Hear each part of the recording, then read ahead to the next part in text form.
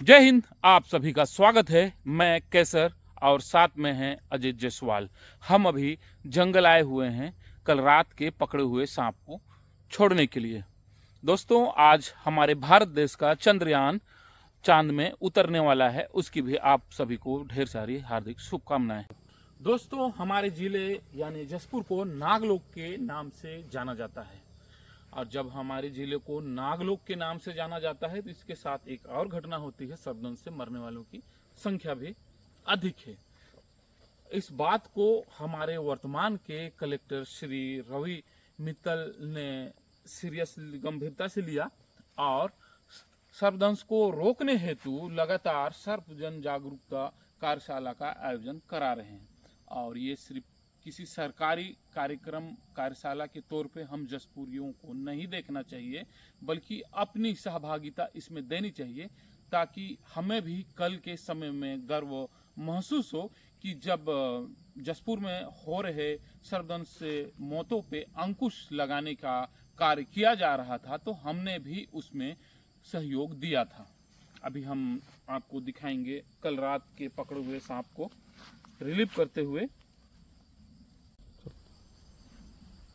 दोस्तों, जसपुर जिले में हो रही मौतों पे अगर हम आंकड़ों पे नजर डालते हैं तो 90% लोग जो सर्पदंश के शिकार हैं जमीन में सोने वाले हैं।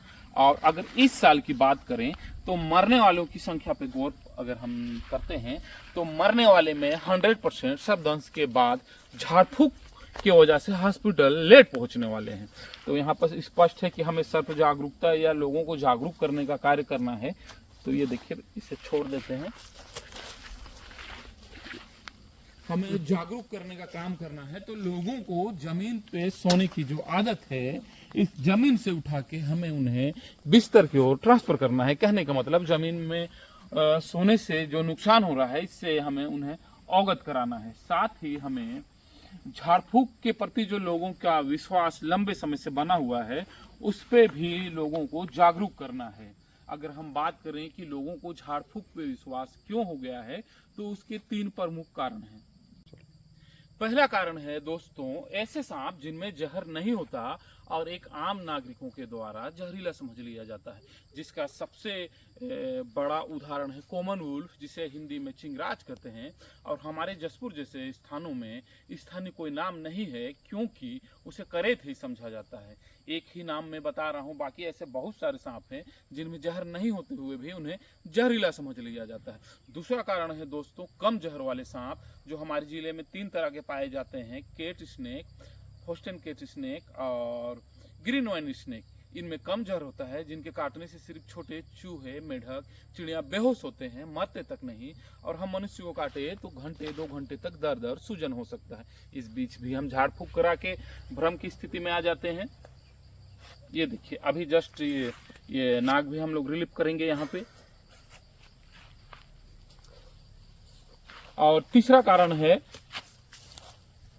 ड्राई बाइट, अर्थात सांप ने काटा तो था लेकिन जहर नहीं छोड़ा। ये सबसे ज्यादा करते हैं ये नाग ही। दोस्तों, मैं कलेक्टर श्री रवि मित्तल का विशेष आभार प्रकट करता हूं, क्योंकि उनके द्वारा जो सर्प जन जागरूकता कार्यशाला चलवाया जा रहा है ये निश्चित ही आगामी 2-4 वर्षों में इतना अच्छा परिणाम लेके आएगा कि सिर्फ हम जसपुर वासी ही नहीं, पूरा छत्तीसगढ़ जसपुर की ओर अपनी निगाह टिकाएगा कि किस तरह हमारे वर्तमान कलेक्टर के द्वारा सर्प जागरूकता अभियान को विशेष तौर पे चलाते हुए जसपुर में सर्पदंश से हो रही मौतों पे अंकुश लगाने में सफलता प्राप्त की। मेरा समस्त जसपुर वासियों से विशेष निवेदन है कि इस महान अभियान का हिस्सा बने।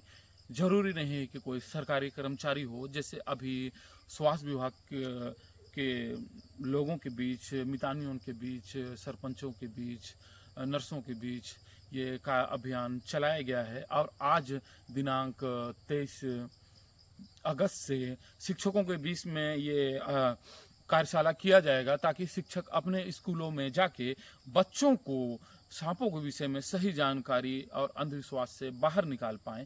तो मैं विनती करता हूं कि सिर्फ इसे सरकारी कार्य योजना कार्यशाला ना समझते हुए समस्त जसपुर वासी अपनी सहभागिता इसमें निश्चित करें।